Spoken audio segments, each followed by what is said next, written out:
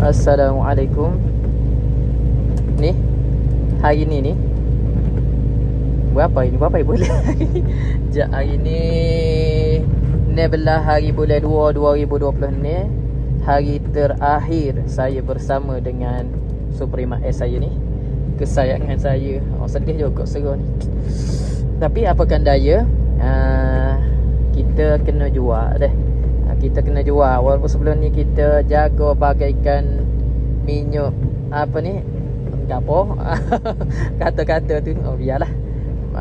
Kita gapo ditatang bagaikan penuh minyak dok. Kau kan ikut dia lah. Okey, cuma nak oyaknya hari ni owner baru ada di belakang dia. Jadi dia setuju dah dengan rego meme kita bui rego kau lah. Kita bui, kita tolak 7,500. Cuma kita 7,500 tu kitanya siap lah, bukan siap, maksudnya dia kita bui ke dia cara berlaku kita, dia nak apa ni panggil puspakong gapo tampering tu semua dia berlaku. Jadi maksudnya kita terima 7,500 tu bersih lah. Alhamdulillah, boleh lah kita buat top up kereta baru. Kereta gapo, biarlah rahsia dulu buat masa ni deh. Allah, selama lebih kurang 3 tahun lebih kita bersama. Akhirnya hari ni ada awak bakal menjadi milik orang lain. Jadi kereta ni supaya dengar kita rekod dalam ni lah, ada macam-macam, ada suka duka macam-macam, banyak penuh dengan kenangan selama 3 tahun ni. Tapi gitulah, rego memang betul-betul sedih lah kalau kita kira dengan rego pun sedih. Sebab kita beli dulu 20 lebih cash ada 3 tahun lepas. Sekarang ni kita boleh jual dekat 7,500 je. Kita memang kita nak tinggi pun kita nyanyi juga kau orang, sebab kereta ni pun orang nak kena beki nak gapo. Jadi itulah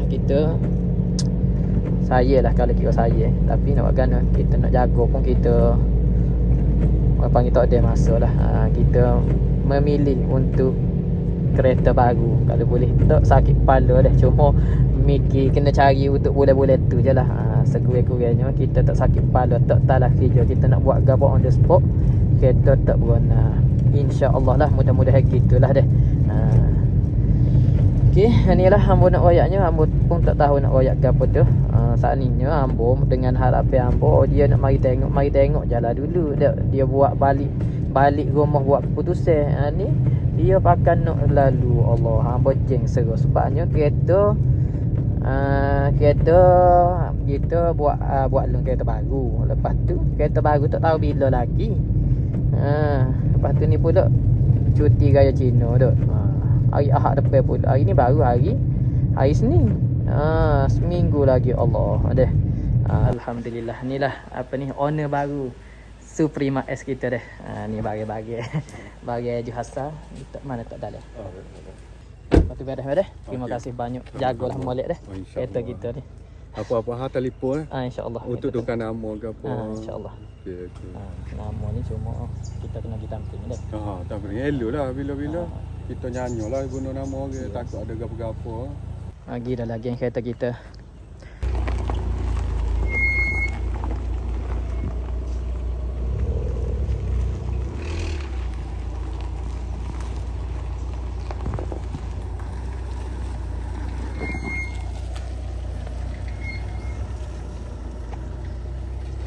Tu bunyi kek.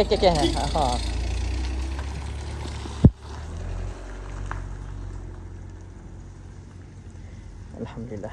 Baru nak ayatkan sedih pun. Sedih ada rasa sedih, Allah.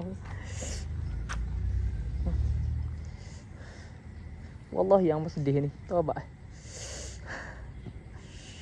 Mau bayar ke 3 tahun lama sebab sebelum ni aku pakai kereta setahun, 2 tahun. Setahun dah. Kaci setahun, Myvi setahun. Ni 3 tahun lebih. Banyak suka duka.